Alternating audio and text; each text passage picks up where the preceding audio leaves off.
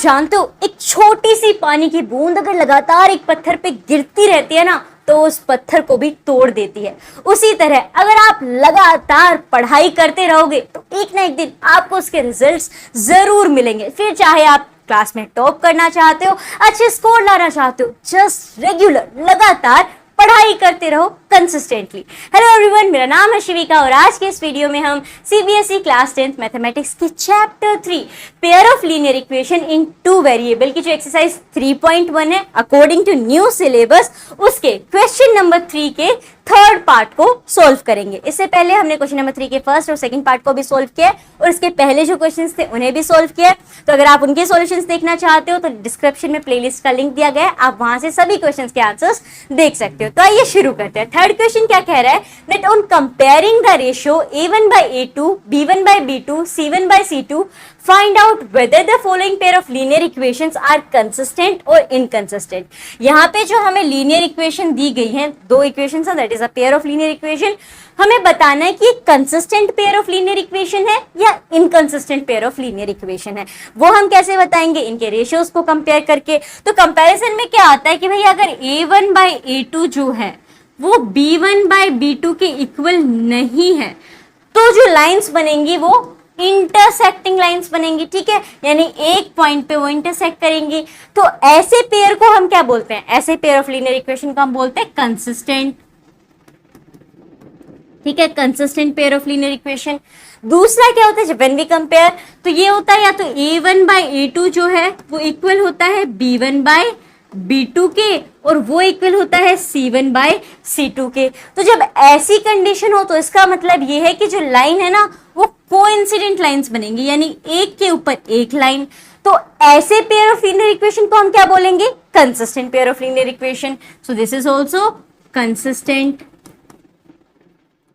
उसके बाद आ जाता है थर्ड, दैट इज a1/a2 जो है वो इक्वल है b1/b2 के, लेकिन वो इक्वल नहीं है c1/c2 के। तो ऐसी कंडीशन में कैसी लाइन बनेंगी, पैरेलल लाइंस बनेंगी, यानी वो एक दूसरे से मीट नहीं होंगी।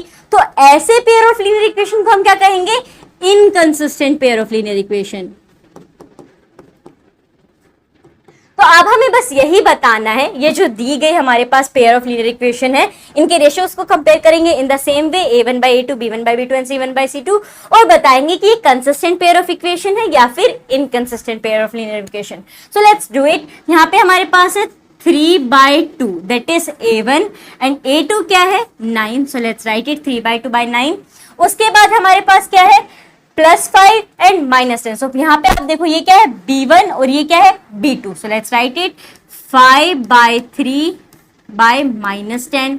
अब आ जाते हैं c1/c2 पे। तो आप देखोगे c1 और c2 जो है वो इक्वल टू 7 है। तो इन्हें इधर लाने के लिए, ताकि हम ये रेशियो कंपेयर कर सके, तो ये अगर यहाँ पे प्लस में है तो इधर आके माइनस हो जाएगा, और ये यहाँ पे प्लस में है तो ये भी इस साइड आके माइनस हो जाएगा। तो ये हो जाएगा -7 एंड -14।